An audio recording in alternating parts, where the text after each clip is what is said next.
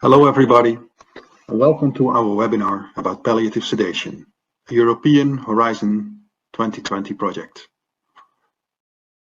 We have performed this project with several partners across Europe. Here you can find the names and the logos. We are happy that you will join us for this morning, and we look forward to an inspiring webinar. Here you can find the different participants in our project.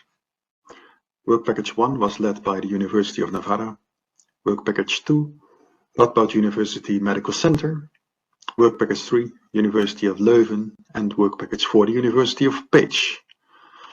Work Package 5 was led by Hospice Casa Sperantai. And Work Package 6 by the University Hospital of Bonn. Work Package 7 was led by Lancaster University and 8 by the European Association of Palliative Care. La Maddalena from Palermo was participating in the clinical study, and the overall coordination was from Radboud University Medical Center. What is palliative sedation about? Palliative sedation aims to relieve refractory suffering through the monitored and proportional use of medications intended to reduce consciousness in patients with life-limiting disease.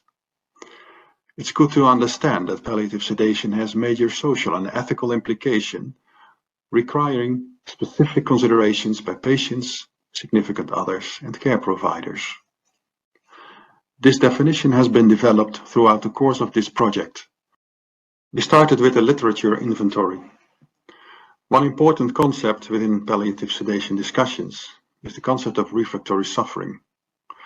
This involves the presence of refractory and unbearable suffering, if all conventional modes of treatment fail, or if no treatments are available within a given time frame. It's important to know that refractory suffering can involve several symptoms, like pain, delirium, exhaustion, and we have investigated this in our clinical study. Also, this will be reported on later. But it's good to know that this is one of the key concepts within palliative sedation. Another important key concept from the literature is that palliative sedation takes place in the last phase of life. There are differences in guidelines in what they regard the last phase of life. Some said last days of life, last hours, and others, like the Dutch guideline for palliative sedation, say last 2 weeks of life. But it's clear that palliative sedation, especially continuous deep sedation until death, has only a place in the last days of life when patients are close to death. And for that reason, palliative sedation should not be confused with euthanasia. Euthanasia has as the aim to end the life of the patient. Palliative sedation has not. It has as an aim to relieve the suffering of the patient. And this makes an important ethical and legal and medical difference. In the debate surrounding palliative sedation, there are important challenges and important topics at stake. First, to recognize palliative sedation as a proportional medical practice, which was one of the aims of this project as well. A proportional medical practice involves that sedation should not be longer or deeper as needed to provide symptom relief. Also, to consider palliative sedation in relation to ethical dilemmas. For example, we did a study into moral case deliberation across caregivers in 16 sites in 8 European countries. And we have discussed with them ethical dilemmas surrounding palliative sedation based on a vignette case and based on a patient case. And also how to involve patients and family members timely in decision making. We have done interviews with family members and with caregivers to investigate how the practice of palliative sedation unfolds and also how they look back to these practices. Timely involvement is important to prevent that palliative sedation is happening acutely and is not well understood by family members or by patients. So it's important to talk about these things. And in our project team, we also have done these discussions in more detail. And then to improve and implement a palliative care framework within Europe. There was a framework at the start of our project from 2009. However, since 2009 and 2024, a lot of things may have happened in all these 15 years. One of the important goals of our project was to develop, to improve, to update a European framework for palliative sedation in collaboration with the EAPC. And throughout the course of our project, we learned to give attention to cultural and societal differences. Not one country within Europe is the same. I will come back to that a little bit later. And it was important for us to understand how practices and palliative care is rooted in the several countries and how patients are approached and informed and talked with. So a part of this project was also to value, to learn, to understand, and to appreciate cultural differences, and from there find a way what a good palliative care and palliative sedation practice can involve. Our project consisted of several work packages. I will just point to them briefly. We started in work package 1 with a literature review and a country survey. In work package 2, we did a prospective clinical study in 5 European countries across several clinical sites. Work package 3 was based in interviews with healthcare professionals and relatives. Work package 4 was the moral case deliberation, a study among 8 countries and 16 clinical sites. Work package 5 was a policy workshop and a cost-consequence analysis. And work package 6 involved the update of the EAPC framework for palliative sedation. This was also positioned as a task force within the EAPC. Of course, within such a big project, you will collect a lot of data, and I have indicated here our main data sources. In work package 1, we did a survey on the more than 200 clinician experts. We got a 62% response rate, which is quite good. Work package 2, more than 200 patients were involved in a clinical study, of which 80 finally received palliative sedation. Work package 3, 39 caregiver interviews and 34 relative interviews. Work package 4, more than 200 caregivers participated in moral case deliberations across 8 countries. Work package 5, more than 100 invitations were sent to policymakers and other experts, and about half of them accepted the invitation to participate in a 2-day policy workshop online. Work package 6 involved a large Delphi study of experts from 28 countries, an expert group and a steering group. And the final result has been published in Palliative Medicine.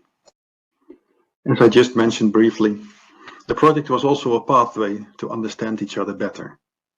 Starting in Amsterdam and Leuven in 2019, where we exchanged clinical cases and discussed more in detail what palliative sedation is about and how palliative care is positioned within our countries, we finally ended up in Brussels 2024, only last week, where we had the results of our project in an international audience of project partners and external stakeholders. Throughout this whole project, in the middle of which we were also struck by COVID-19, we learned that palliative sedation is an iterative process. It's embedded in advanced care planning. There are decisions that have to be taken along the way, and at some point this decision can also involve palliative sedation. Such decisions can be talked about already before the actual moment is there. This is what we call advanced care planning, and it's important. And finally, decisions, preferably in multidisciplinary meetings, are made to start with intermittent or continuous palliative sedation, depending on the refractory symptoms and the last phase of life of the patient. Palliative sedation is not an easy decision, also not for clinical caregivers, but in our study we found out that it really was able to reduce the discomfort of the patient. And from that perspective, it's part of palliative care. It needs to be used carefully and with good attention, but it is a matter of symptom relief and therefore part of regular medical practice. Within the project, we have a few recommendations, which I will mention briefly. 4 recommendations. The first one is adopt a sensitive approach. Relate to cultural and possibly religious differences. Some cultures, also within Europe, are more individualistic than others. We need to be careful with that. And also, the involvement and role of family caregivers can differ across Europe. It's important to realize that. But also within countries, this can differ, and it needs to be looked at regional differences as well. Second recommendation, context-based medicine. As I just said, we consider palliative sedation as part of palliative care, as a regular medical practice. However, it's also a practice within a context, and the context can differ across countries. How do we involve family members? What can we do if the patient is not able to make the decision? Throughout the project, we learned that on the one hand, there is the indication of refractory suffering, where the clinical team has an important voice. And on the other hand, there is the indication of unbearable suffering, which is more for the patient, and maybe some countries also family, to think about and to express that. There are differences across Europe. We need to understand that. But also, we need to define together what are the elements of good medical practice surrounding palliative sedation. All across countries, we learn that communication is key. It's essential, it must be honest. Open communication is the basis of trust. Communication must also be clear and precise. Patients need to know what they can expect. They need to know what their disease prognosis and progress is about, and maybe what end-of-life care and palliative care decisions are at stake. In such a context of open communication, also talks about palliative sedation can take place. Fourth recommendation is the principle of proportionality. The duration and depth of the sedation should be proportional to the patient's individual situation and suffering. It is about the discomfort of the patient in relation to the depth of sedation. Deeper sedation should be considered when light sedation has been ineffective or when it is clear that lighter sedation will not provide adequate relief in time. And the decision about artificial hydration, if it's still an issue, should be independent of the decision about palliative sedation itself. How do we move on from here? How can we disseminate our results? How can we teach professionals and the general public what palliative sedation is about? We have developed an online course, and each course spotlights a different topic.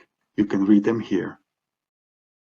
The course has been running and will be running again, and lead educators are from the Lancaster team. The online course has been visited now by almost 1,600 learners across 110 countries, not only within Europe, but as you can see in the picture, the spread is worldwide. And this is a large achievement, and we are very happy that so many people are interested to learn about the results of our project, but more to learn about palliative care and the role of palliative sedation. Here you can see a public infographic that is available in 9 languages. You can find it and download it from our website. And with it you can see and inform the public how the trajectory of palliative sedation unfolds, what is needed, and what elements are there. It was a nice drawing developed in Work Package 1, and it's part of our education toolkit. We did not only try to educate caregivers and the public, but also have attention for policymakers. We invited policymakers across Europe for a 2-day policy workshop and make action plans for better implementation of the framework in their countries, and also to think about how palliative sedation, how palliative care can be improved across countries. These were very fruitful meetings, and they have been reported on within our project. Coming to the end of this presentation, a few words about dissemination. We have developed a dissemination roadmap. You can see that across the several years, more activities have been undertaken. We had a website, a LinkedIn, and a Twitter, but also we wrote blogs. We are writing now articles. We developed an ebook, and I will tell a little bit more about this in the next slides.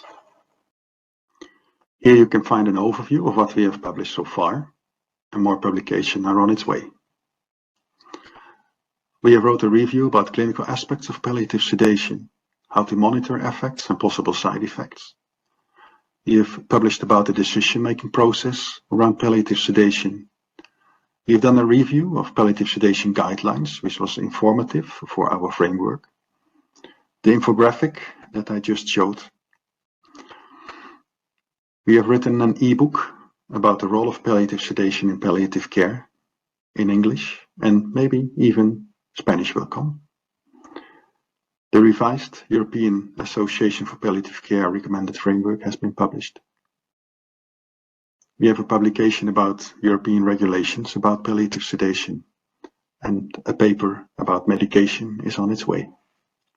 Also, the results of the clinical study are being published, and the first paper is almost in submission phase. On this slide, you can briefly see the content of the book, the ebook that we have published. And it shows also our learning lessons within the project. It is available for free download using this QR code, and it has now been visited almost 7,000 times. When palliative sedation is performed, what is it about? The team approach that is important, caregivers working together, but as we learned today, it's also about the input of patients and family members. Shared decision making is important. Proportionality is an important principle. Use palliative sedation and continuous deep sedation based on a carefully made indication about refractory suffering, about the stage the patient is in, and if other treatments have failed. Clinical practices have been investigated in several European countries, and the evaluation using a monitoring tool in our project was very informative and will be useful also to further in European practices and to improve European practices. Our take-home messages. Palliative sedation reduces discomfort in patients with refractory suffering and expected dying within a short time frame. It needs to be applied proportionally. How palliative sedation is developed and applied differs between European countries. It needs a context-based approach. We called it context-based medicine. Communication is key. Shared decision-making is important. Moral case deliberation in our project was considered as a helpful tool to foster decision-making in a daily context. Palliative sedation needs a common ground on terms and terminology, and public and professional awareness needs to be increased. Policy workshops and online education tools have been developed and can support this. Finally, the EAPC framework. It was revisited and updated within this project, and this is a major outcome. It considers palliative sedation as a regular medical practice within palliative care. However, it also asks attention for the context, the social and ethical implications or dilemmas, and also the decision-making, involvement of patient and family members. The framework has been published but needs further implementation. This is still a task ahead. And finally, a thank you to all our project members who have participated in this project for the past 5 years. Here you can find a little photo that was taken along the way. And we are very happy with the many people involved. With you, being in this webinar, and we look forward to further collaboration and dissemination. Thank you very much.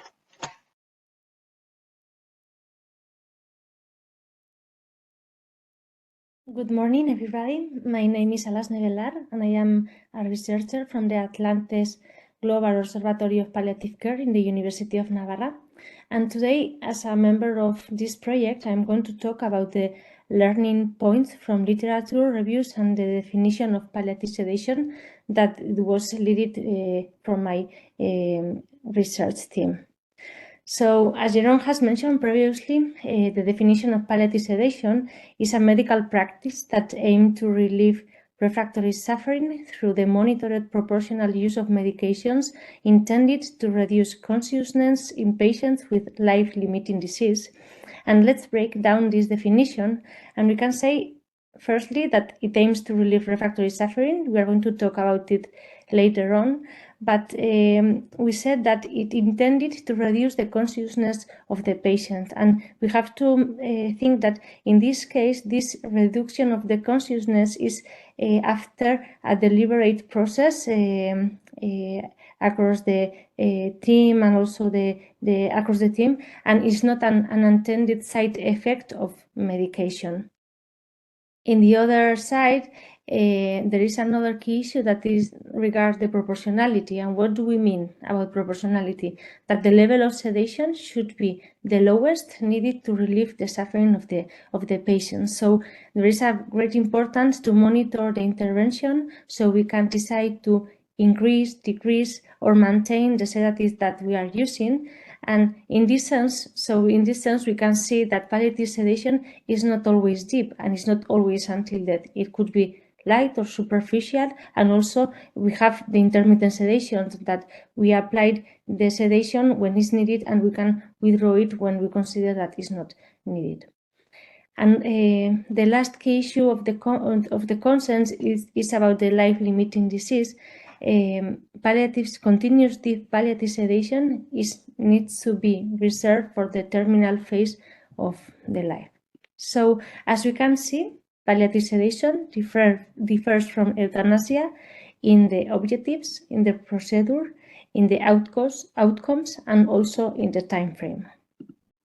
Regarding the refractory suffering, we see that there is an experience that the patient feels that is intolerable, and there are some symptoms that are considered refractory. As Jeroen has explained before, refractory symptoms means that the conventional treatments they have failed, or also when there is a lack of methods to provide an appropriate relief within an acceptable time frame, or when the adverse events they are unacceptable. But we see that there are some symptoms that are refractory. For example, these symptoms could be pain, delirium, or dyspnea. But our studies see that most of the time these symptoms appear like a cluster of symptoms. It means that even that apparently there is a symptom which is refractory, behind these symptoms there are some other symptoms that contribute to this refractory suffering. So it is very important the evaluation and discussion between the trained multidisciplinary team in order to evaluate properly if this symptom is refractory and if palliative sedation is appropriate for this case, and also to discuss it with the patient. Palliative sedation applied in the cases of unbearable existential suffering has been widely discussed in the literature, and this is because it is more difficult to establish the refractoriness of a psychological symptom or the refractoriness of an existential discomfort, because these aspects could be dynamic, and sometimes the patient could adapt and cope with the situation. And in the other hand, it's true that it is more difficult to establish if this is refractory, because sometimes they appear not in the last phase of the life. So in this sense, we conclude that it is essential an expert consultation with psychologists, social or spiritual care, and this should be assessed in multiple times. And in cases where you decide that this existential suffering is refractory, you have to remember that the aim of the palliative sedation is to relieve suffering, and remember again that the key issue of the proportionality. So in these cases, intermittent sedation is recommended to be started.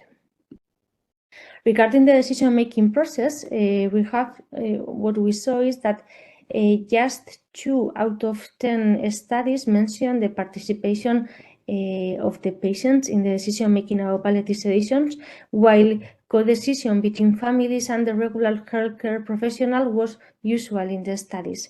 So the studies reflect that sometimes, a lot of times, patient participation in decision-making appeared to be compromised by limited physical and cognitive capacity. So this make us reflect and give the importance of early discussion during the disease process between the multidisciplinary trained team and the patient regarding palliative sedation.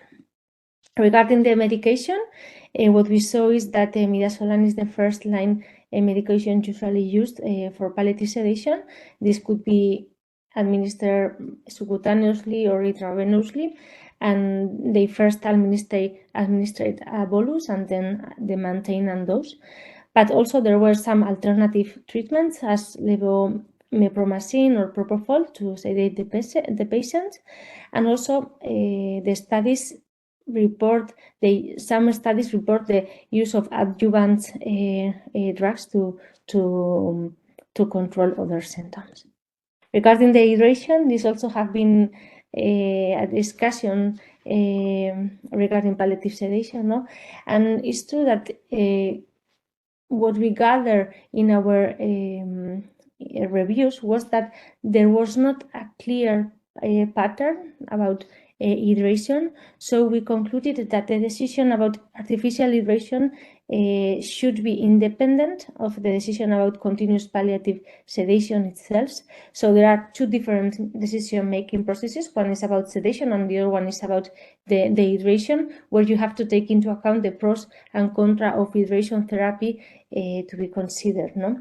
And it's true that our data didn't neither allow us a cultural differences interpretation, but we think that in these pros and cons and this decision about hydration, these cultural aspects may influence about this regard. Regarding the evaluation, there was limited evidence regarding it. About the timing, where you have to evaluate the sedation, about the trained professionals, and also about the tools that we should use. And what we have concluded after our study was that the evaluation should be made frequently. We have to look the signals of comfort of the patient. For example, the face, is the face calm, or the breath, is the breathe silent, or the body is relaxed, no? And also we have to take into account those impressions that the proxies may have, those people who are next to the patient. We also identify 2 valuable measurement instruments that are RASPAL and the discomfort scale DESDAT, which RASPAL is validated in palliative care population. It measures the agitation and the response to stimuli of the patient, and the discomfort scale takes into account those things that I have already mentioned. That is that the breathing, how is the breathing, if the patient doing like negative vocalizations, how is the body language of the patient, and so on. So, in summary, these were some of the lessons we learned in this work package. Here it is the infographic that Jeroen has already showed to you, and here we cover like these main messages that we have found. And palliative sedation is still research, education, and experience. So, here I put the resources in which I base my presentation, and also the link to the infographic. And thank you very much. And here is my contact details, and I will be happy to respond your questions later on. Thank you very much, Alasne. And just as Alasne mentioned, we will have time for Q&A at the end. So we're moving on now quickly to Mikey.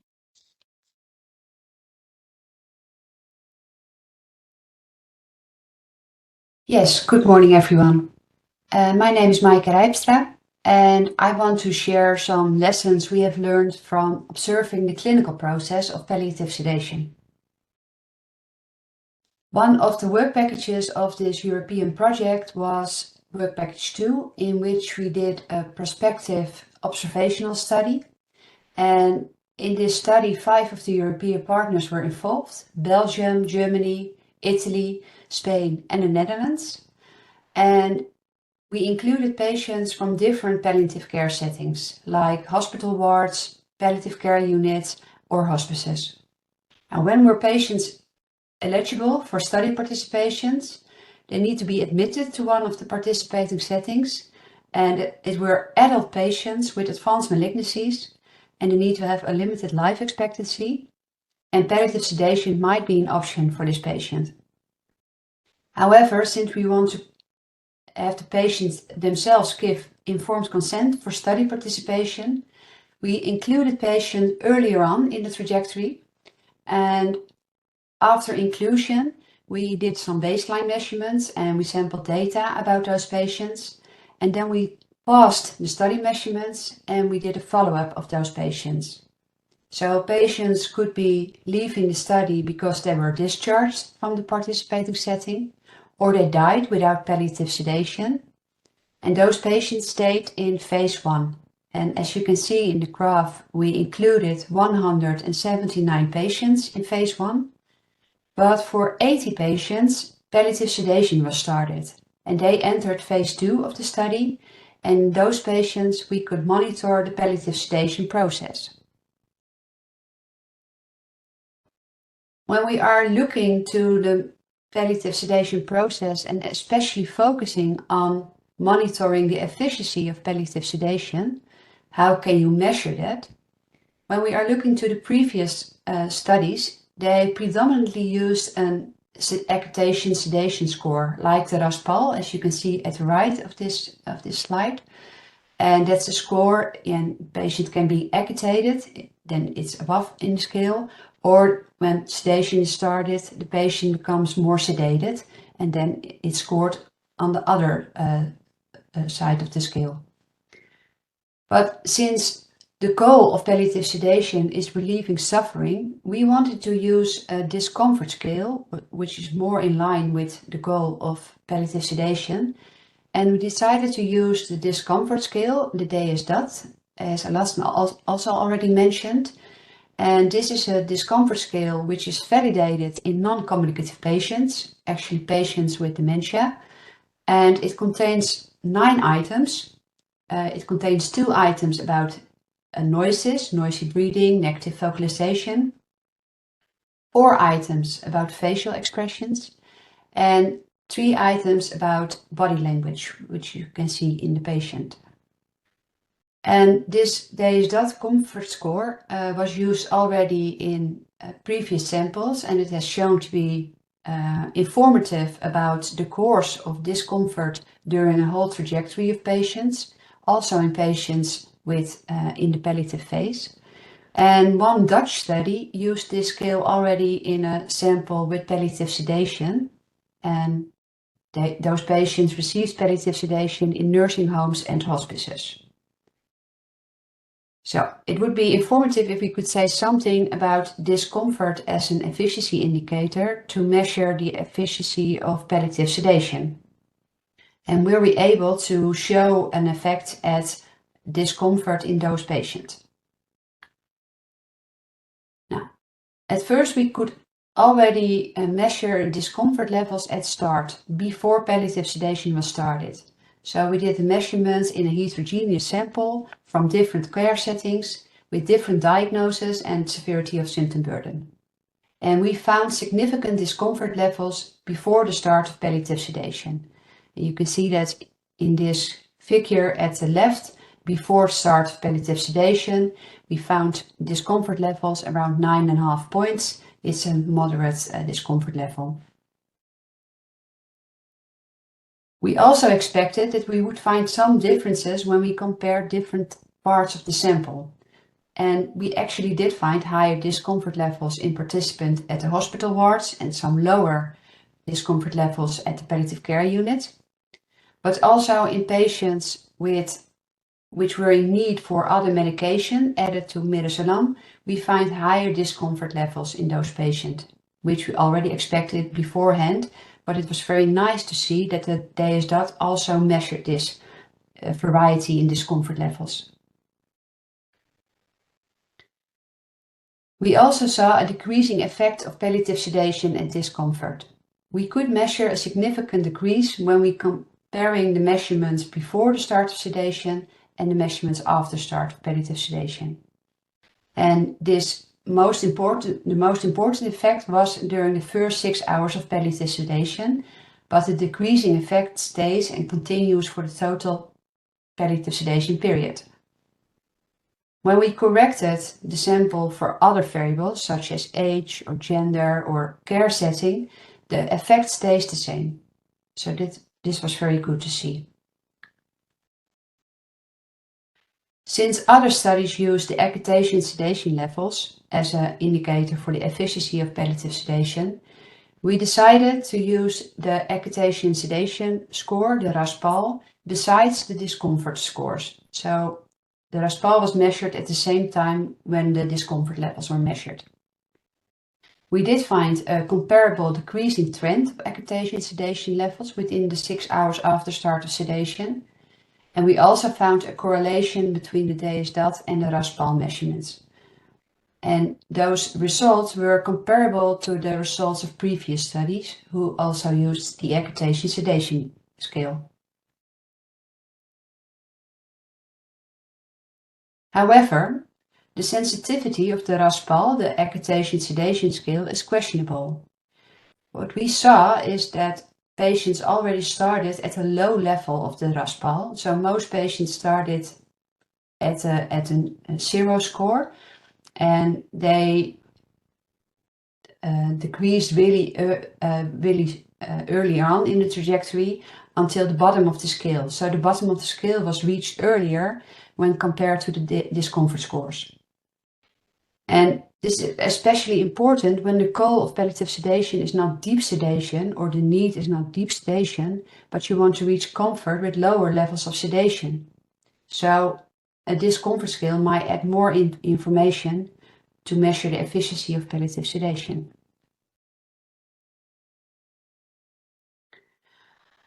We also evaluated shortly the DS-DOT scale to use in a palliative sedated sample, because this scale is actually validated in another sample. We want to evaluate the use of this scale in our sample, which received palliative sedation. We did find a good internal consistency of the scale, so the 9 items did actually measure discomfort in those patients. However, when you delete the 2 noise items, the noisy breathing and the negative vocalization, they are not actually contributing to the total score of the scale. So the internal consistency is even higher or not changing at all when you're deleting those items. While other items like content facial expression and relaxed body language and tense body language were contributing more to this scale, when you are deleting those items, the internal consistency is decreasing. So would we say you could use a discomfort measurement to monitor efficacy of palliative sedation?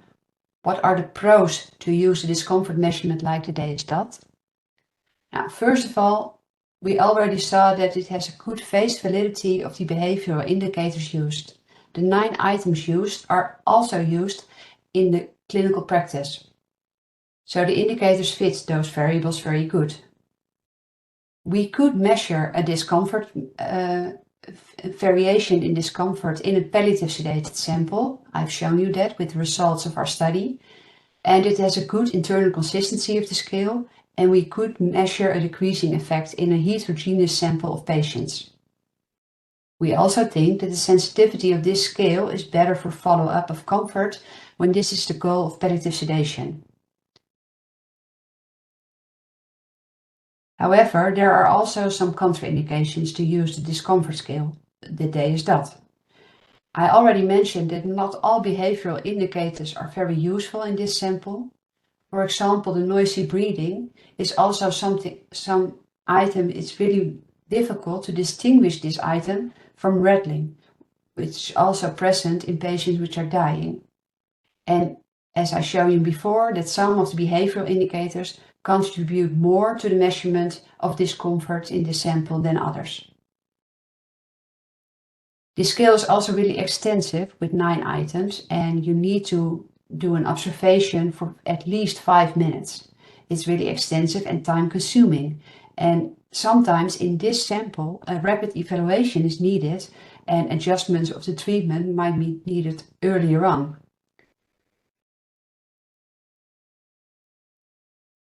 So, what do we conclude?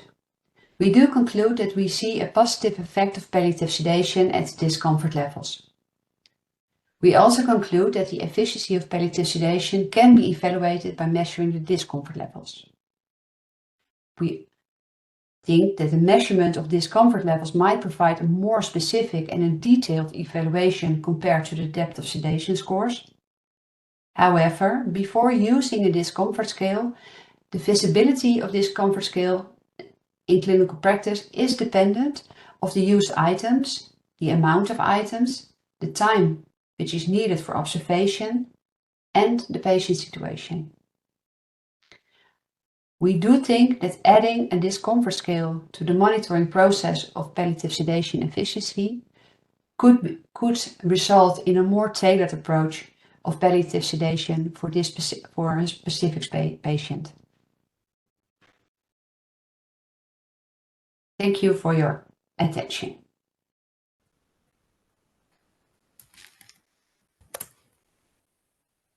Dear audience, my name is Balázs Dániel Fülöp. I'm from the University of Pécs from Hungary, and I would like to talk about the moral case deliberations in the palliative sedation project.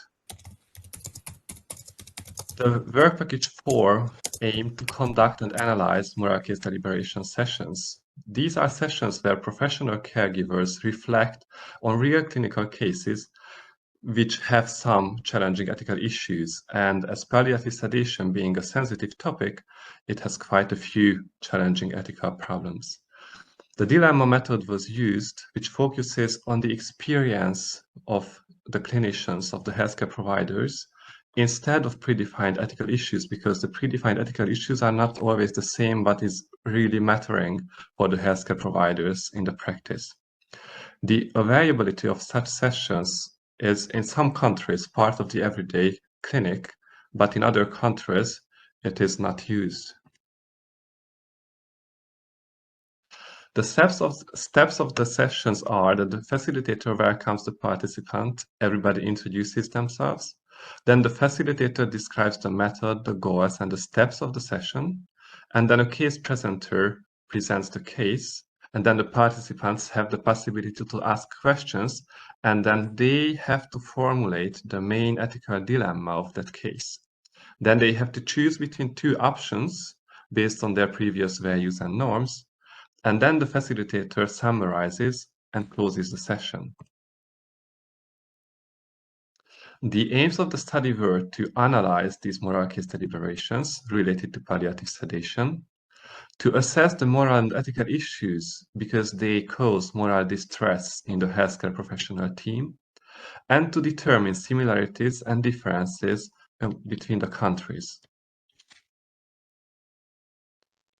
In the study design, the already mentioned countries were participating, and as Jeroen said, we had 2 MCD sessions per site and 2 sites per country, so altogether 4 MCD sessions in a country. The participants were physicians, nurses, and many other disciplines taking part in a multidisciplinary palliative team. Then we had a qualitative analysis with a framework analysis, and here I would like to mention that as we had just 2 sites from every country, the data are not surely representative of that whole country. The main sources of the moral distress were partly related to clearly ethical issues, mental capacity, autonomy, and the conflict between autonomy and beneficence. On the other side, we had challenges related to communication. I will talk about the role of the communication in decision-making, but I don't have time to talk about the perceived quality of information for the patients or how to manage different opinions of family members.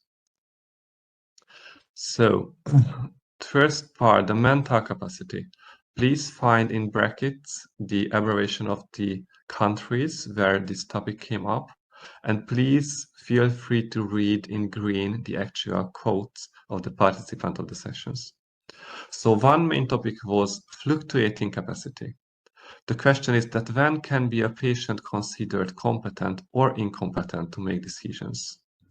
Another question was that if the patient was not verbal anymore, how to decipher the non-verbal reactions. Is a wave meaning no? Is it meaning yes? Is it meaning nothing? Other question was the reversibility or irreversibility of the condition with the fear of sedating the patients too early.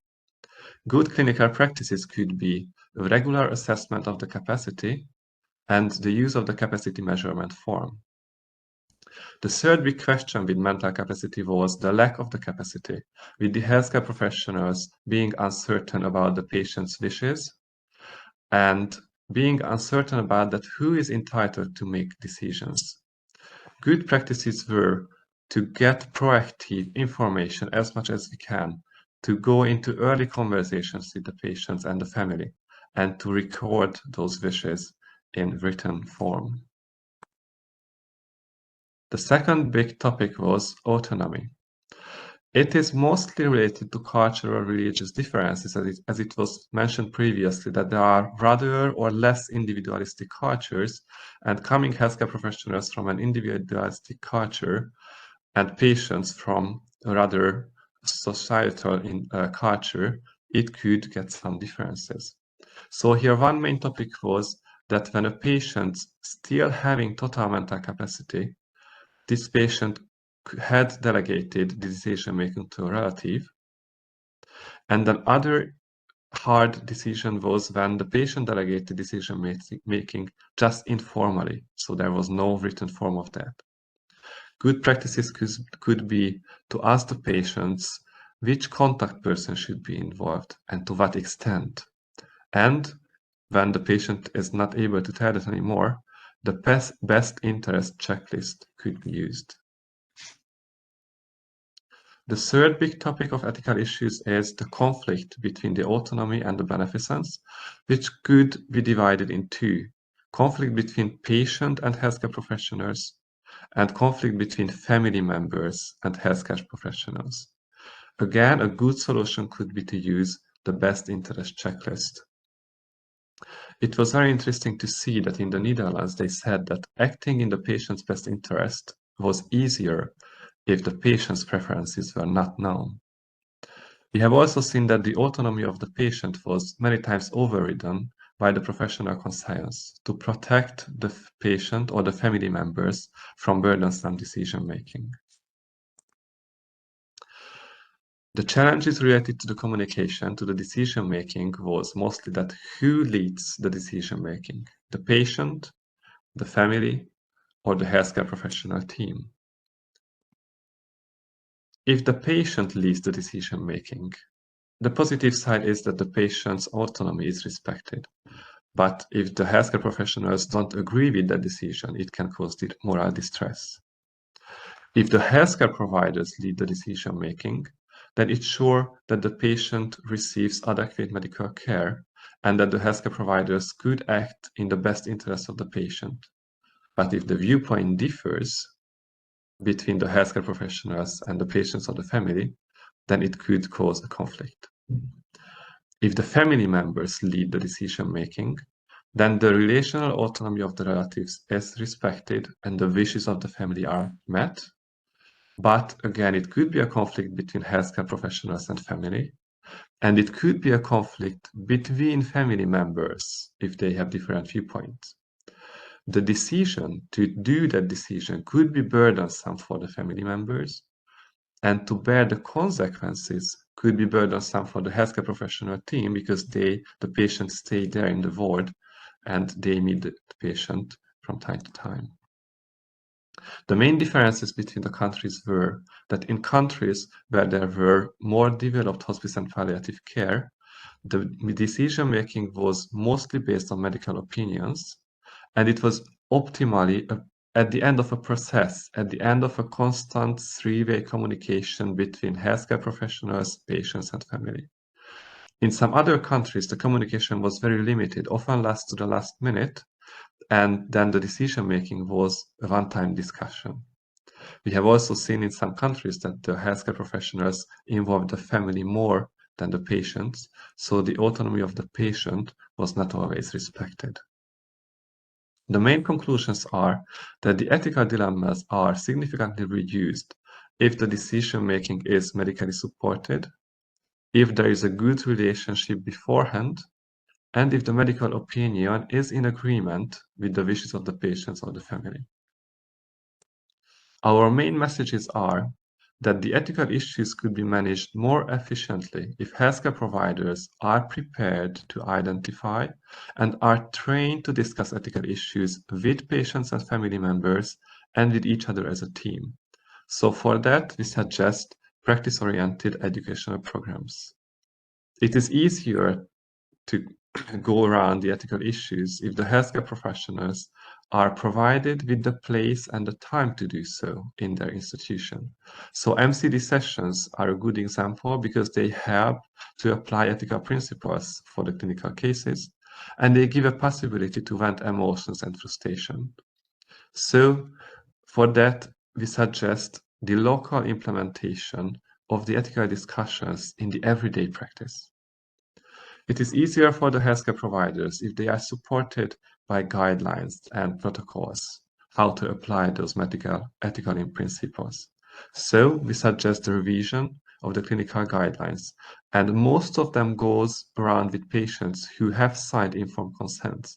But in this case, many patients could not, so we would emphasize to revise the guidelines and include the patients without informed consent. These were the main messages from the moral case deliberations. Thank you for your attention, and in the Q&A, I will be glad to answer any questions. Thank you. Thank you very much. I have the honor to present you the results of Work Package 3, where we explored how decision-making was done and what were the experiences by relatives and healthcare providers based on interviews with them. And the aim was to have a better understanding about palliative sedation based on what the relatives and professional caregivers said in their interviews.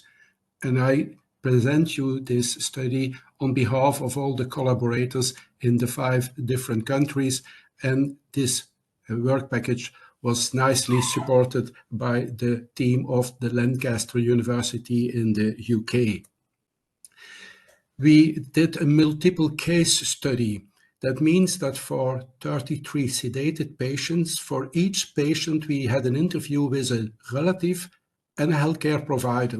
And both the relative and healthcare providers were very close involved in the palliative sedation of that individual patient. We had 7 palliative care settings in the 5 countries, and the interviews were semi-structured to have a homogeneity of the content of the interviews, but also the possibility for the interviewees that they brought up new aspects that were not mentioned yet in the semi-structured table. A preliminary thematic framework was made, and when the first full case, that means a sedated patient with an interview of a relative and a healthcare provider, was available, that was a Spanish case. This case was translated in English and sent to all the researchers in the different countries.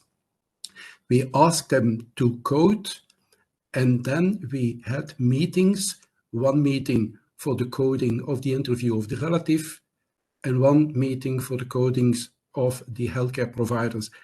and it was the aim to adjust the code book and to streamline the homogeneity of the coding system. And further on, during the study, every 2 months, we had either an online or a lively meeting with the researchers to discuss possible coding challenges, to have homogeneity as much as possible. After the interviews were finished, we asked the different researchers to send us an extended summary of each case to Leuven, where then we could start with analysis. It was a cross-case and cross-country or cross-setting analysis. And again, several meetings, either online or lively, were held to discuss the interpretations of the data. And here you see the figure that was already shown by Jeroen. The discussion making went over many months or even a few hours. Some patients had advanced care planning many months before with the GP or with family members. One of the problems is that this discussion was not always communicated with the healthcare providers at the end in the palliative care system. So the healthcare providers in the palliative teams were not always aware that there was already advanced care planning or that palliative sedation was mentioned there. We have seen in the interviews that healthcare providers were not aware that the patient knew something about palliative sedation, while the relatives said, yes, it was well known by the patient. And during the disease trajectory, and especially at the end in the decision-making process, there is a constant interplay between the patient, the healthcare providers, and the family. The more the patient has mental capacity, the more that there is an interaction between patient and healthcare providers. The less the patient has mental capacity, then the relatives and healthcare providers were in interplay. What is important that there is a conditional, an if decision. Many patients explain that if my condition will deteriorate, then maybe I will ask for palliative sedation. So that was an advanced care plan that was mentioned by the autonomy of some patients. And when the situation of the patient deteriorated, there was a final decision. Although there was a consensus that if the situation deteriorated, there could be place for palliative sedation, the final decision is always difficult because there is a definitive goodbye between the patient and the family, an emotional moment that is not easy. And sometimes the patient is postponing that moment, sometimes it is the family. And after this difficult situation, there will be a start of palliative sedation, either a light intermittent or, on the other way, a deep continuous palliative sedation. In the process of the shared decision-making, is there a constant interplay in the multi-professional team? It is the team that assesses at regular times the symptom burden of the patient and decides, did we do everything that is possible? And is it really a refractory symptom? There is a continuous involvement of the different stakeholders and shifting rules. Sometimes the patient is taking the lead. Sometimes, if the mental capacity is less, it is sometimes the family who is leading. Or at the end, mostly it is the healthcare team. Important is that they reach consensus, and that is one of the duties of the multi-professional team, to facilitate, to reach that consensus and make the palliative sedation acceptable for everybody. In many countries, the final ownership is taken by the physician, and that is versus the patient autonomy. Few patients are really taking the lead at the end, but mostly there is an interaction between the patient and the physician. How do they experience this? It is depending on the disease trajectory. The longer the disease trajectory, the more it is acceptable for relatives that at some time the patient can no longer tolerate this symptom burden, and they accept that palliative sedation is maybe the only possible solution. The different stakeholders are emotionally involved, and that makes it difficult, especially to say goodbye. And that is important that we communicate this enough, that we support and coach both the patient and the families to take the decision. And sometimes we have to push a little bit the family, because now we have to take care for the patient. The patient is asking, help me for these refractory symptoms, and now we can no longer postpone it. Sometimes they need that push. For the healthcare providers, there is always some uncertainty about the effectiveness. For instance, the family saying, how are you sure that this will be effective in symptom control? Because my dad, my mother, my relative did not respond well on sleep medication. How sure are you that now the palliative sedation will be effective? But also, the healthcare providers are not sure how many times do we have to up-titrate the medication before we reach the wanted level of sedation or the decreased level of consciousness. And is this acceptable for the family if we need 3, 4, 5 up-titrations? Does it take too long before the patient is symptom controlled? A challenge for the healthcare providers.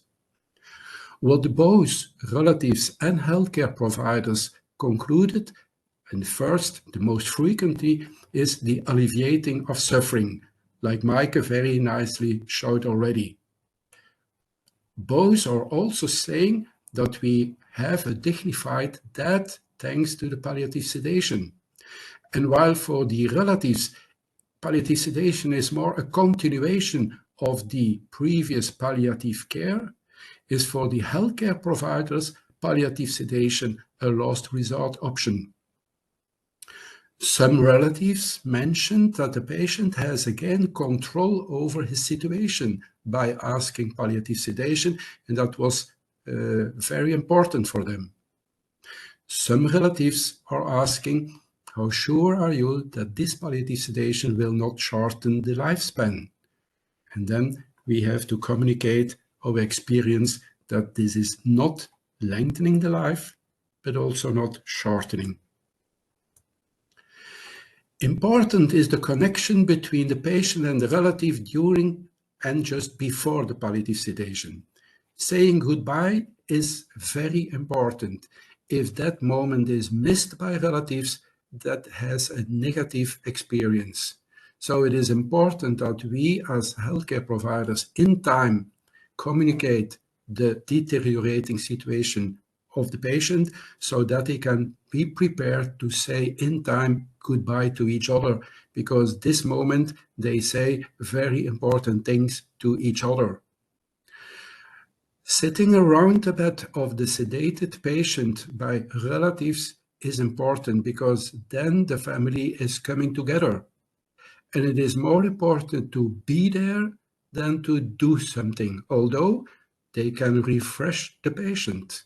They can take their hands. They can make memories about the previous history of the patient. The importance of being at the bedside is very important. So we have to create a situation where it is possible that the family can be as much as possible present at the bed of the sedated patient. In conclusion, we can say that decision-making is complex and an iterative process of giving information, doing deliberation, and in very difficult situations, like previous speaker said, A moral case deliberation can help to define what is the best treatment that we have to give, and we have to come to a consensus.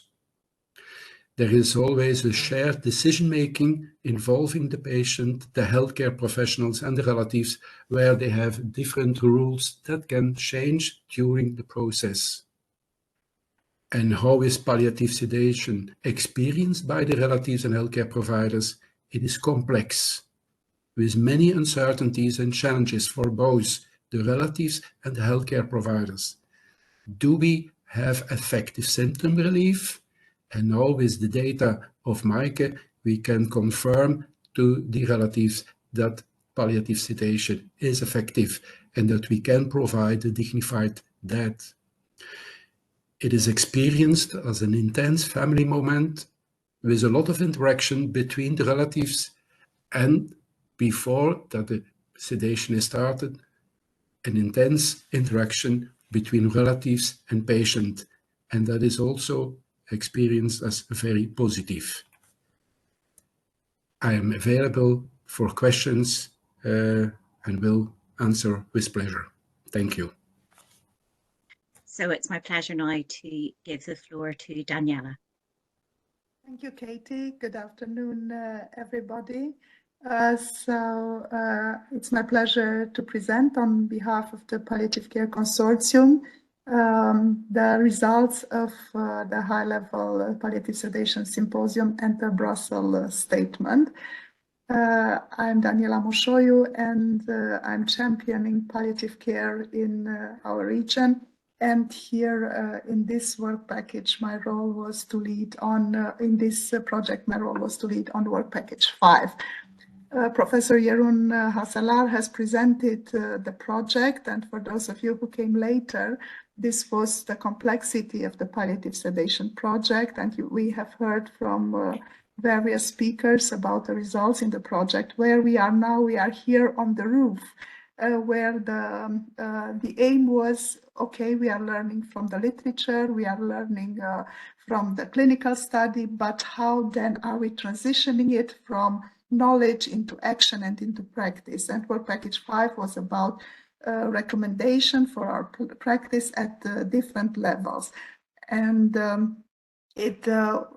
we are coming in front of you today with this Brussels statement, which is a kind of summary on policies and on recommendation on really changes that we would like to see happening in our clinical practice. So how did we come up with this statement?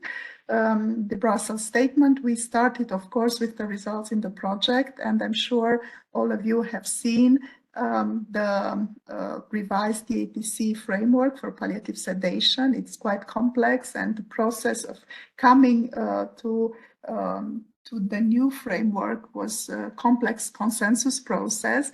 And from this framework, we developed policy recommendations that we presented then in last October in a workshop to various stakeholders in order to understand if these recommendations are appropriate or are the ones that countries could take then and transform them into action plans. And after the workshop, looking at the conclusion of the workshop, we came up with a more simple statement, which is the Brussels statement that we presented last week in a high policy symposium, and today also in front of you. The policy recommendations that we produced based on the framework and all the other results in the project were actually recommendations on several levels. So 6 on national level, 11 on service level, and 5 on patient level. And these recommendations, if you are interested, you can find them on the website, or we can share them with you in the chat. These were actually the draft recommendations that have been then discussed in the policy workshop. As Jeroen was saying in the beginning, we have invited 134 stakeholders from around Europe, and we try to actually address countries with different levels of development of palliative care, so to be sure that what we produce as recommendation is relevant in different context, culture context, and also development of palliative care context. And 64 stakeholders attended the workshop out of 16 countries, and as you can see, they were coming from different backgrounds. Of course, the most consistent group was represented by leaders of and professionals involved in palliative care.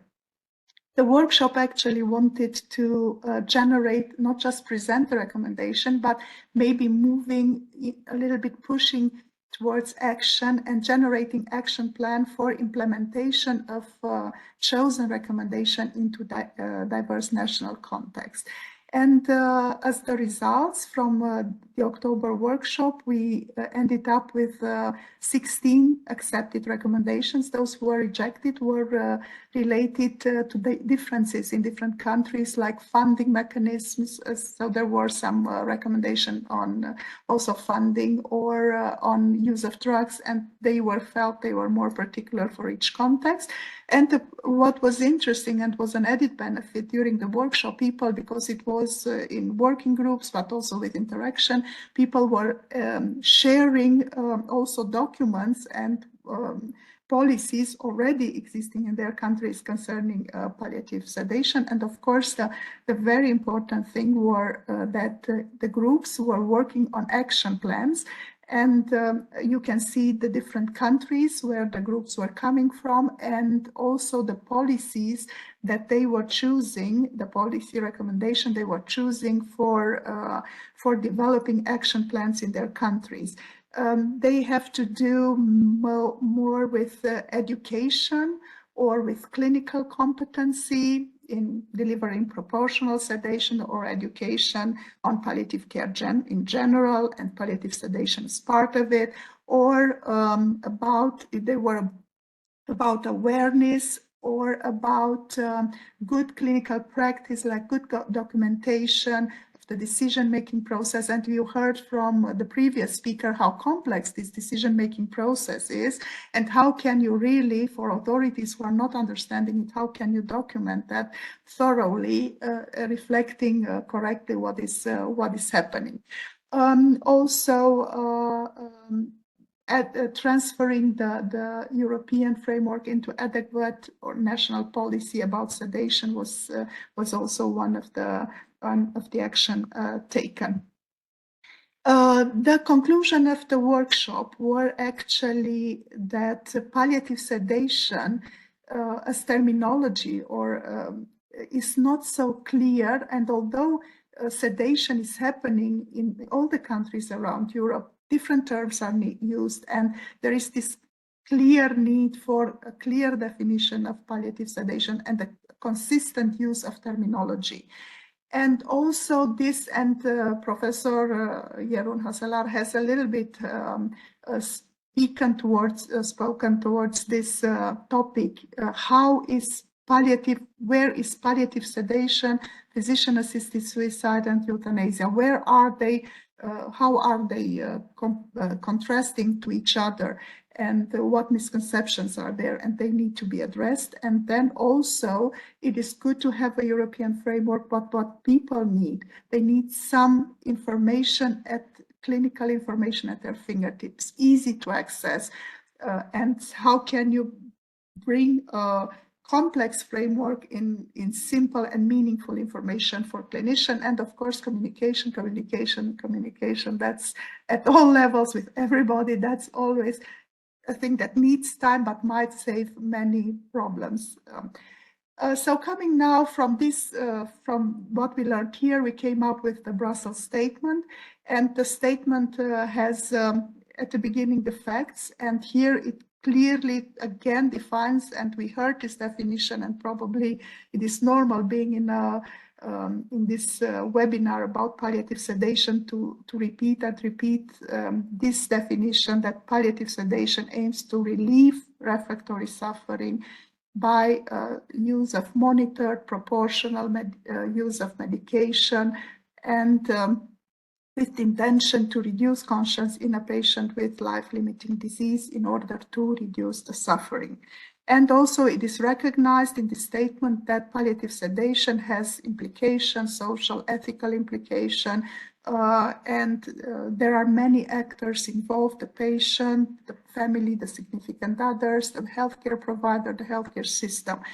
And because of the lack of this agreed terminology and adopted EU guidance, there are misconceptions and there is a suboptimal practice throughout Europe. So the statement, this is the facts, and now the action that we proposed were 5 statements that we were statements that are important coming from the project. So palliative sedation differs from euthanasia in terms of aim being to relieve suffering and not end life.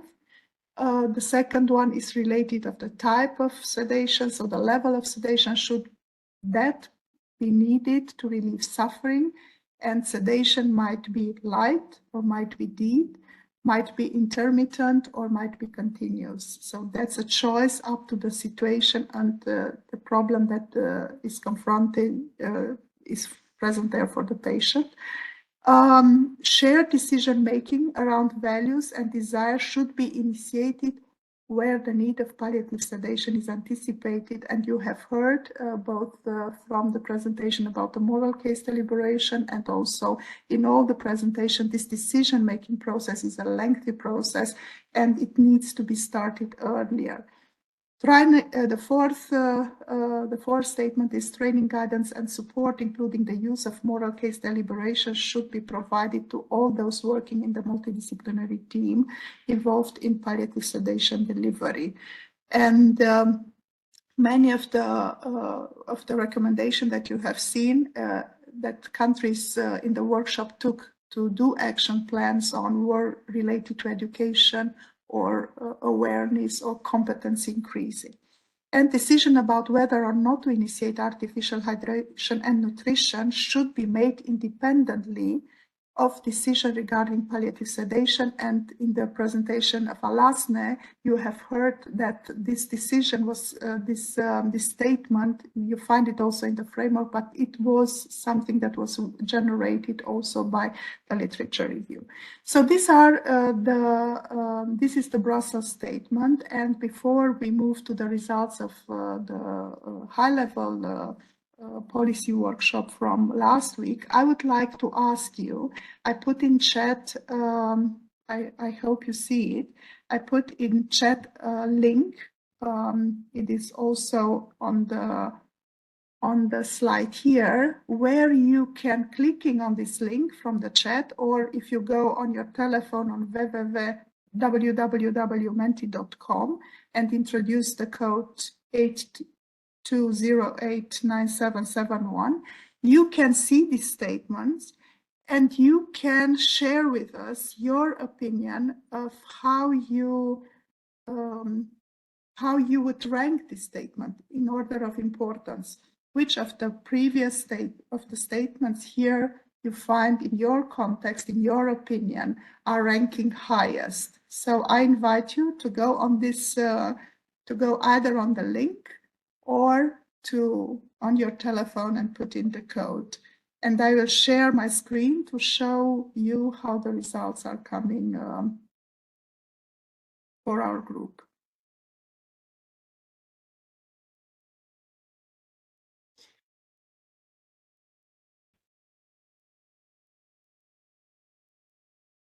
I hope you could enter into the link. I see some of you have started already ranking.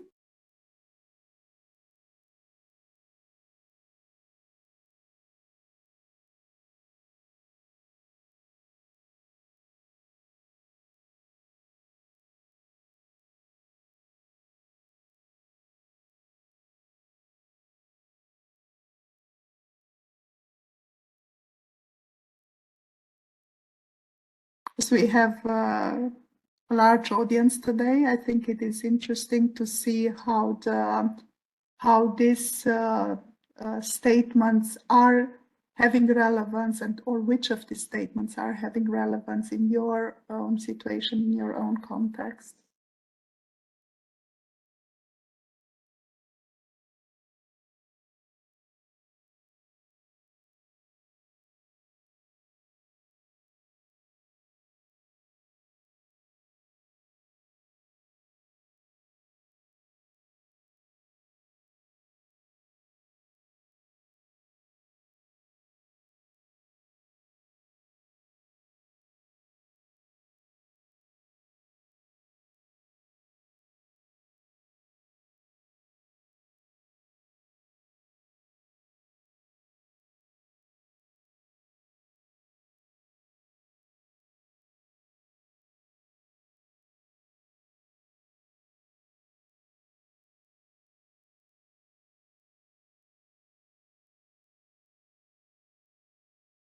Decision making seems to be the one that is ranked first, and then proportionality, this concept of proportionality second, and then of course training is also important. So the voting will remain open, and I see more of you are still ranking. I think for time's sake, maybe we can show this how the slide looks. So when we start the Q&A session, and I propose we move now for me to continue the presentation. So thank you very much. We had a high-level policy workshop, and here the idea was to present this statement and to present the recommendation and then refine the statement, and also to explore really how can we at European level improve policy on palliative sedation and improve practice. And in working groups, we have discussed and debated these questions, and we came up with some themes. So how can palliative sedation policy be improved? The first theme was this on the common understanding, this European understanding, and we have to recognize that this definition of palliative sedation comes through a very thorough process with about 100 people from different European countries. So I think it is quite European representative, and this should be the definition that we should at our country level translate and push forward. Then also one other theme that came out of the high-level meeting was that palliative sedation is not a standalone process. It is part of a kind of the whole palliative care delivery, and we need to push for palliative care as a whole and palliative sedation being grounded in good palliative care practice. Another theme was the one that we are Europe, we are one continent, but we have different local contexts, and they might be different in the way that we fund our services, in the way that palliative care is developed, in the way that who is leading on who should be those authorities or those stakeholders who move forward policies or regulations or norms concerning palliative care, concerning palliative sedation. And also there is a different collaboration and different teamwork between various stakeholders in different contexts. And we have to, and then there is of course different ways that, and we heard even autonomy, is it more patient autonomy, relational autonomy with families involved, what is it there? So I think we have to be respectful, even if we have the same concepts, how we translate them in different settings. And also you want improve at European level, but we have to remember that actually the quality control is at country level, and there is the place where we need to have the guidelines and the policies. And there is a need to have a quality indicator for palliative sedation, and it is difficult to have this indicator. So there were things proposed like monitoring at country levels, doing survey, doing research, as the one that we just went with, and also maybe something like suffering adjusted life years, even if we mean about life days, but very difficult to monitor. How can the practice be improved? Of course, by having guidelines, guidelines that discuss about the intention, which is relief of refractory suffering or refractory symptoms, and also describing the process. And they are also very important when you have junior staff, or when you have staff which needs now to apply the process. They need to have these clear guidelines, and also maybe support to senior staff. Training materials and training modules. I think there was this motto: teach more palliative care, teach teamwork, teach moral case deliberation, teach decision making, and start early in universities, maybe different modalities, trigger videos with in-depth material. So there are many options that could be there, and also have case vignettes which show appropriate and inappropriate use of palliative sedation. To understand this is a very there are fine nuances when you practice palliative sedation. So I finished my presentation, and I know this is the waiting time for questions and answer and interaction with the audience. And thank you very much for your attention. Thank you so much. So now I would like to invite all of our panel, and also to introduce Sheila Payne, who's joining the panel as well, just for the Q&A discussion. You would all turn on your cameras. So please do, there's some instructions there for you on how to interact with us. Please do give your questions into us on the chat function. I have a couple of questions that have come in during the session. So I might start with this one, and it was to Johan. Johan, could you elaborate upon the evidence available in support of your assertion that palliative sedation does not adversely affect survival? Yes, I think we can really say that it is not shortening the life. Sometimes we think even that it is maybe lengthening a few hours because the agitation is left. But we compared in our palliative care unit, where we had 4,000 patients that died in the palliative care unit, and we compared the length of stay in the palliative care unit between sedated and non-sedated patients. And it was exactly the same length of stay. So there is not any evidence that palliatively sedated patients die earlier than their non-sedated patients.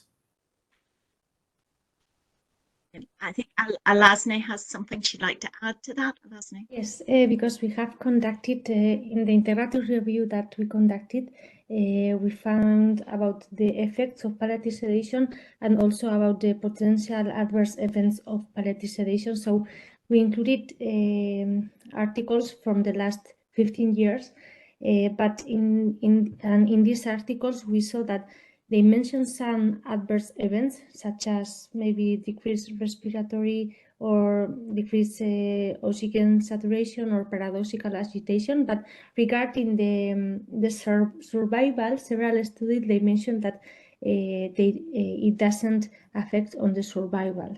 And also there is a Cochrane revision that was made before our revision that includes like articles from 30 years, and it supports the same, that the palliative sedation doesn't shorten life. Thank you. And while I have you on the screen, I'll maybe ask you as well about how you find decision-making processes on palliative sedation differing across countries in the review that you were doing. Yeah, what we find that as I told before, our reflection was that sometimes the decision-making process differs across countries depending on the cultural aspects regarding, for example, the end of life, or also, for example, for some countries discussing it previously, so in the last moment, it could be inadequate. So this is something that we have to take into account, that we have to consider what's the cultural aspects in that country to discuss these aspects, when it's appropriate to discuss these aspects, because sometimes you can provoke suffering in the patient regarding to this. Thank you. I think one discussion that really came out of our meet, so there was a face-to-face meeting last week, which Daniela was presenting on. And one of the things that came out of that, certainly from my feeling, was the tension there is about considering palliative sedation as something that sits outside of palliative care. So is there a place for palliative sedation to be delivered outside of palliative care provision? Has anybody got any comments they'd like to make on that?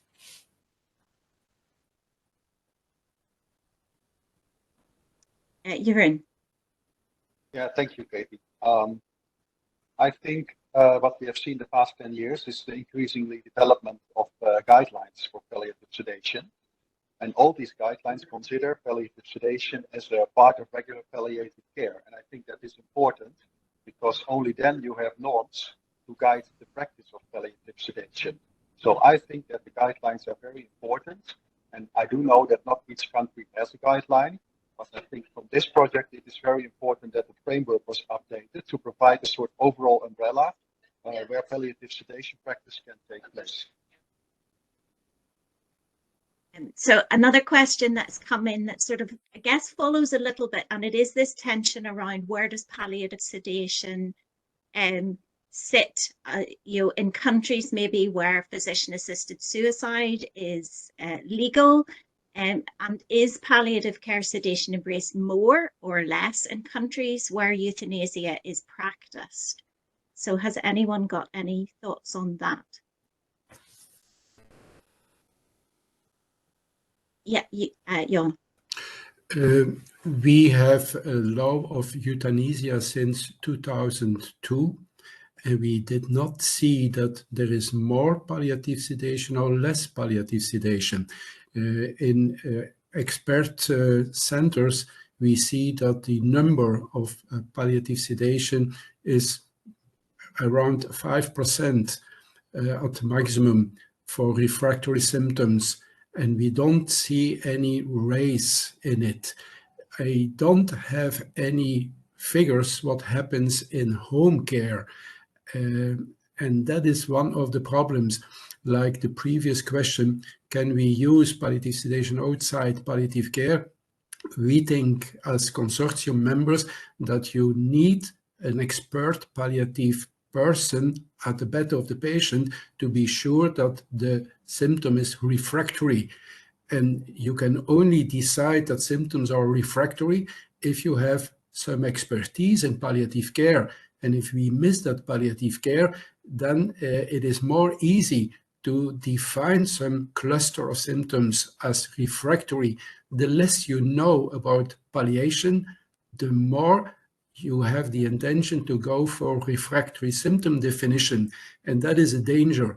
So we don't really see what happens in home care, but in palliative care expertise centra, we don't see a rise in palliative care frequencies. And just while I have you on screen again, Johan, do you think that the age of the patient has an influence on the decision making and the process for palliative sedation? Is that something that you find? It is not possible to put a very clear cutoff, but we have the observation in the interviews that there is a trend that the younger the patient, the more autonomy is present. And the older the patient, the more there is decision making together with family and especially with the healthcare providers. And for the very old or patients that have not longer the total mental capacity, there we see that it is in fact the healthcare provider sometimes that stimulates the relatives to say, maybe this is the moment to start with palliative sedation, because now we see that the patient is suffering. So there is a shift from autonomy to paternalism with aging, without the possibility that we can give you a cutoff age. Another maybe slightly difficult question that's come in. Do you think that there will be less requests for euthanasia if people with life-limiting illness are aware that palliative care sedation is available? It's a difficult question. What we see in Belgium and in the Netherlands is that the numbers of euthanasia are slightly rising. And is this because suffering is no longer accepted, pain is no longer accepted? Is this a trend in our communities? But I don't think that it is influenced by palliative sedation. And I think that both figures are independently evolving. I don't know if Jeroen has another meaning about that. Well, maybe not another meaning, but in the Netherlands, we say that palliative sedation is restricted to the last 2 weeks of life, and in practice, it's the last days of life. This is usually not a moment where you can start off the euthanasia process. That needs to be done much earlier. So also time-wise, they are different practices, and they have a different position. Also because palliative sedation is regarded medical practice, and euthanasia is still not regarded medical practice. So there are also legal differences, and also in the progress of the disease, there are different time points that make it also different. So I think I don't know exactly the numbers. I feel that euthanasia is getting a bit of a different direction than palliative sedation, which is really end of life and the last days of life in patients' approach. Another question that's come in here, just asking how can we separate the decision for artificial hydration and nutrition from palliative sedation decisions? If a patient can no longer eat or drink purely due to sedation, then this would affect their life expectancy. So particularly in the challenge of refractory psychological or existential distress, it feels difficult to see how these can be separate decisions. So has anyone a thought on that? Maybe Daniela?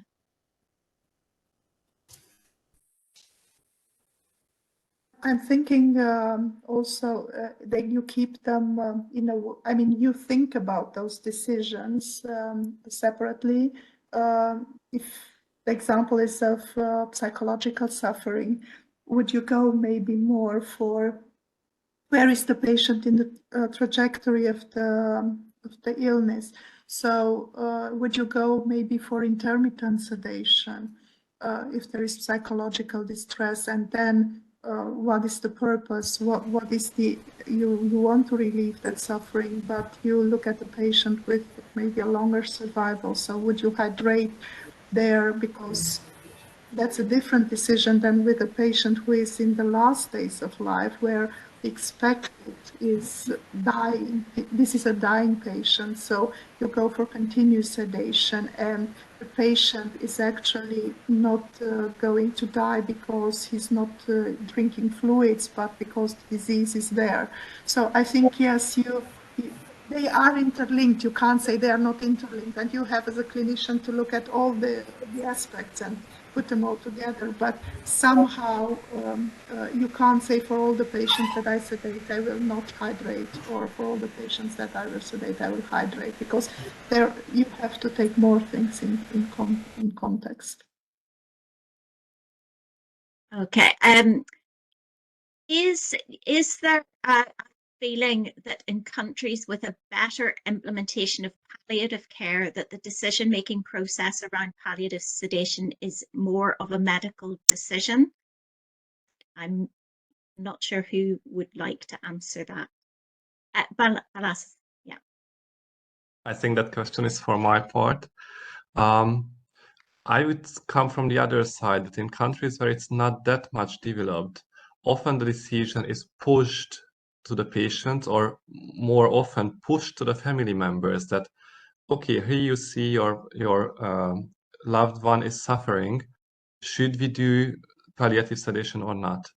And with more developed palliative care, the measures are used, the refractory symptoms are more evaluated, and then even if the patient or the family member is involved in the discussion, it is grounded with medical reasons that why is this the point to use palliative sedation. So in this regard, it's a more medical decision and not just a decision which is pushed on a family member to do. Thank you. So there's a question about why we use the term intermittent sedation, and that's preferred over respite sedation. And also just on that, a question around whether someone waking up during sedation is seen as maybe a failure to, with family members. So kind of around the terms we use in sedation. Maybe Johan, have you some thoughts on that one? Sorry, you're muted. There you are. Sorry. Do you hear me? Yeah. In general, we advocate to start with light intermittent sedation first, and to see if you can control the symptoms and up titrate if necessary. And also, the intermittent sedation gives you the possibility to interact with the patient. How was it for you? Is this sufficient symptom control? Do we increase the sedatives, yes or no? And so we respect there the autonomy of the patient. Together with the family, it is important for the family if they hear, yes, this is sufficient, and I have still some symptoms, but I like to communicate with you. And some patients have the priority to communicate still with their family members. And so the patient is in fact the final decision maker. When do we change from intermittent to more continuous or deeper sedation? It is the level of symptoms given by the patient that is important. Okay? And then is the problem if the patient has a tendency to wake up. Sometimes is this seen by the family as a failure, and also the family has understood from the healthcare provider, if we start a continuous deep sedation, the patient will sleep until the end. It is nearly a promise. And when there is a tendency to wake up, oh, the promise is not fulfilled, and this is a failure. And that gives stress for the family, but also for the healthcare providers. But what we have seen in our interviews is that many patients can wake up, open their eyes and smile. And that is a very important positive sign for the family. We have seen in our palliative care unit even a patient that wake up and starts speaking and was grateful for the care that was offered, because finally my symptoms disappeared. I'm so happy and so grateful that you give me the palliative sedation. Now I am totally comfortable. So this is a very important sign to the family. So does not automatically define a wake up as a failure, because then we miss the opportunity that the patient can give, in fact, the result of the symptom relief. And if we always immediately give a bolus to give more sleep, and we don't react the patient, then we miss important positive signs. Thank you. So before I give the final comments to Jeroen, I just have one other, what I think is a very important question to pose to the panel, which is how important is training around palliative sedation? Where should we be seeing this training happening? and how do we deliver it? How do we ensure that our staff are adequately trained to manage this very important issue? Can I answer that one, please, Kathy? So training is really important, and we offer a free online course, and there's a new facilitated program that starts on the 20th of May. You're very welcome to join it. But as you can tell, it's a complex topic. And so we also need to think carefully about learning from the experience of clinicians in different countries, but also taking account of the revised EAPC framework on palliative sedation, which is now published. So I'd urge people to think about those options. Thank you.